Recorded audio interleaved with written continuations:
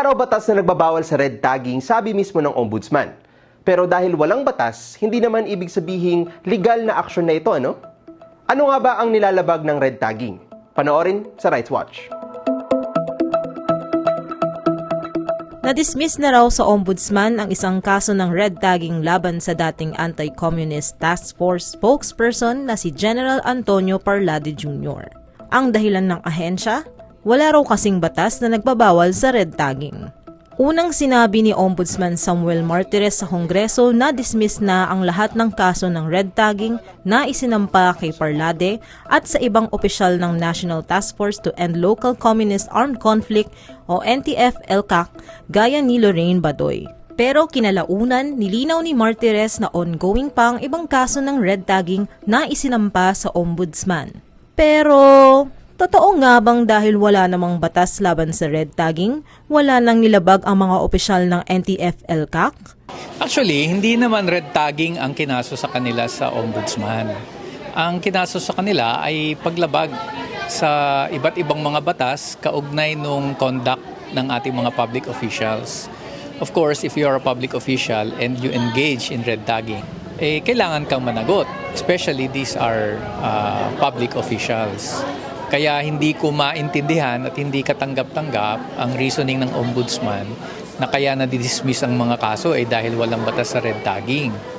Tinuturing na mapanganib ang red tagging dahil matapos iugnay ang isang tao o grupo sa mga revolusyonaryong grupo, madalas nagiging target sila ng harassment, pag-aresto at iba pang tipo ng karahasan. Dahil sa peligro na dala sa seguridad nila, nagsampa ng reklamo sa ombudsman ang mga ni-red tag ng mga opisyal ng NTF-ELCAC. Hindi bababa sa 10 kaso na ang nasampa sa ombudsman, ilan dito mula sa Alliance of Health Workers, Amihan, Karapatan, Ibon, ang journalist na si Maria Ressa at maging ang ina ni Community Pantry Organizer Patring Non. Nilalagay nila sa alanganin ang seguridad and physical well-being ng mga taong nire-red tag nila. Kaya nga sa tingin namin, mainam pa rin kung ang Kongreso ay magpapasa ng isang batas, particularly on red tagging, or if the courts, if the Supreme Court can come up with jurisprudence on red tagging. Kahit wala pa yon, kahit wala pang batas, kahit wala pang jurisprudence specifically on red tagging, yung ginagawa nilang pagpaparatang at nalalagay sa balag ng alanganin ng mga tao, dapat yun panagutin at hindi dapat payagan.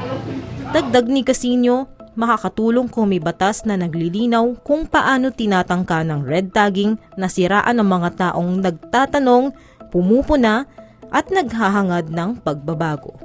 Yun yung dahilan kung bakit importanteng ma-prosecute ang mga nangre-red tag.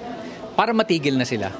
Dahil wala itong kabutihang ginagawa, bagkus pinipigilan nito ang malayang pamamahayag, ang pagsusulong ng mga makabuluhang reforma at pagbabago sa ating lipunan by painting as evil yung mga taong gumagawa ng kabutihan at nagsusulong lang ng makabuluhang pagbabago.